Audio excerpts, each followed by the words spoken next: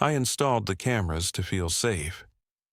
I want to start there because the irony of it is the part I still can't sit with comfortably.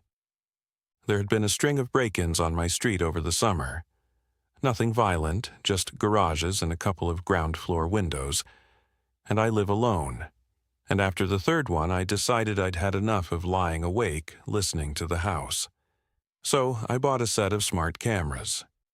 3 of them. One for the front door, one for the back, and one indoor camera on a shelf in the living room. The kind that pans and tilts and has a little speaker so you can talk through it. I set them all up myself in an afternoon. Connected them to the app, made an account, felt, for the first time in weeks, like I'd done something. For about a month, they did exactly what they were supposed to. I'd get a notification when a delivery arrived. I'd check the back garden when a fox set off the motion sensor at night. I'd watch my own living room from my desk at work, the empty sofa, the afternoon light moving across the floor, and feel reassured by how boring it was. The first thing that was wrong, I almost didn't notice. I was at work, and I opened the app out of habit, and the living room camera was pointed at the wrong place. Instead of facing the room the way I'd set it, it was turned toward the hallway door. The camera can pan, that's the point of it. But it only pans when someone moves it, either by hand or through the app. I hadn't touched it. I lived alone. I told myself I must have knocked it that morning, or bumped the shelf, and I used the app to turn it back to face the room, and I didn't think about it again. 2 days later, it was facing the hallway door again. This time, I knew I hadn't touched it. I'd been gone since 7 that morning. I turned it back, and I sat at my desk and watched it for a while, the way you watch something you're trying to catch out. It didn't move, nothing happened. I felt slightly foolish. That night, at home, I was reading on the sofa when I heard the camera move.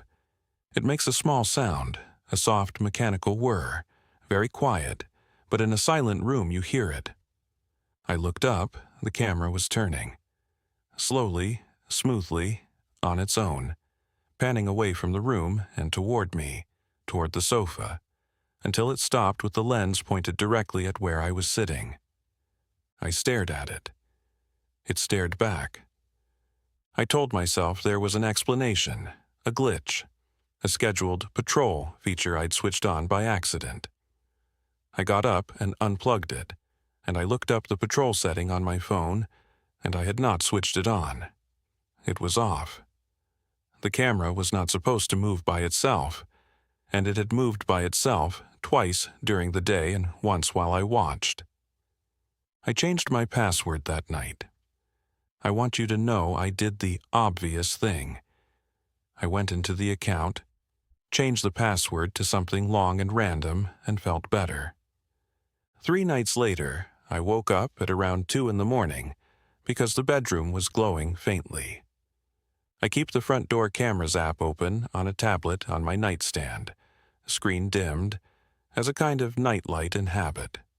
The screen had come on by itself, and the indoor camera's feed was up, not the front door, the indoor one, which I'd plugged back in days earlier and, I'm embarrassed to say, gotten comfortable with again. The night vision was on. The image was that gray-green you get in the dark, and the camera was slowly panning across my living room I wasn't in, as though someone were looking for something, or someone. While I watched the tablet, the camera stopped moving, and then, through the little speaker on the device, in my dark and empty living room 1 floor below me, a voice said, "Hello?" It was not a voice I knew. It was calm and slightly amused and unmistakably a real person speaking in real time, testing whether the speaker worked, the way you'd tap a microphone. I did not go downstairs. I want to be clear about that, in case you're imagining I crept down to confront an empty room bravely. I locked the bedroom door, I called the police from under the covers like a child, and I waited. The house was empty when they arrived. Of course it was. No broken windows, no forced doors. The voice hadn't come from someone in my living room. It had come through my living room, from wherever they actually were, out of a speaker I'd installed myself and pointed at my own life. This is where Detective Reyes comes into it. The case got passed to her because, she told me later, she'd been collecting incidents like mine. There'd been a run of them in the area, all the same brand of camera, all people who'd set the cameras up themselves.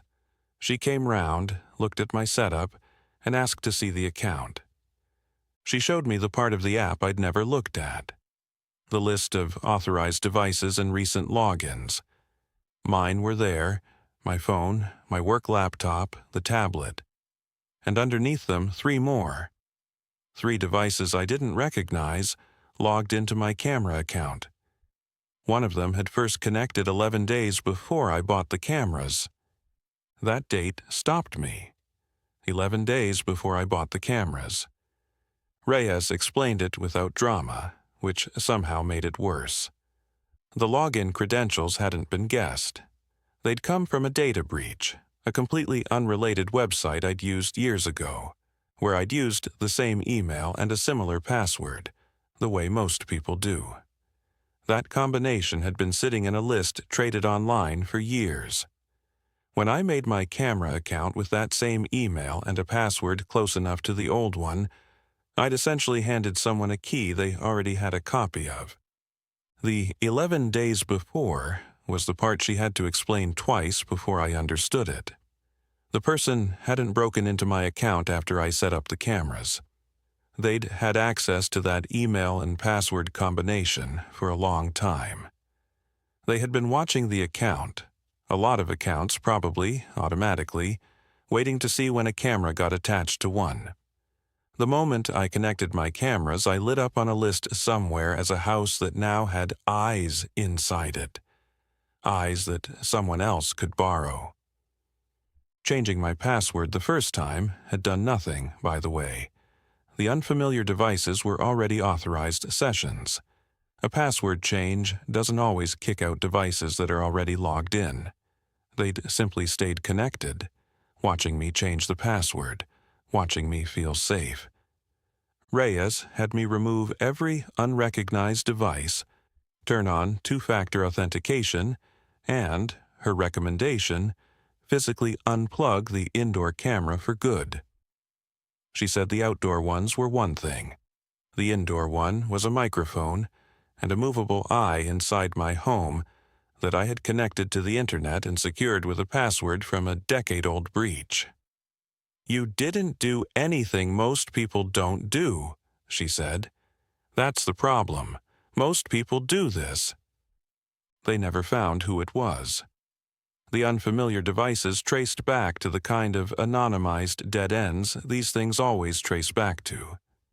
Reyes was honest with me, the way she apparently is with everyone. Without a suspect, a case like this mostly becomes a warning you give to the next person.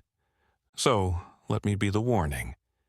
If you have cameras inside your home, or a baby monitor or a smart speaker with a camera, anything with a lens and an internet connection, go and look, right now, at the list of devices logged into that account. Most apps have it, it's just buried. Look at every device. If there's one you don't recognize, that is not a glitch. That is a person. Turn on 2-factor authentication on anything that has a camera or a microphone. Not the same password you use elsewhere. Not a password that's ever been in a breach. And you can check, there are free sites that tell you. And think hard about whether the thing watching the inside of your house needs to be reachable from anywhere in the world. Because if you can see your living room from your phone at work, so, potentially, can someone else.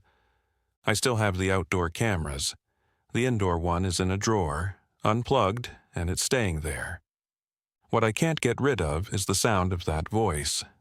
Calm, amused, saying hello into my empty living room in the dark at 2 a.m, not to frighten me, I don't think. Just checking the speaker worked. Just confirming the connection. The way you'd tap a microphone before you start to use it. I never found out what they planned to use it for. I'm trying to be grateful that I unplugged it before I found out.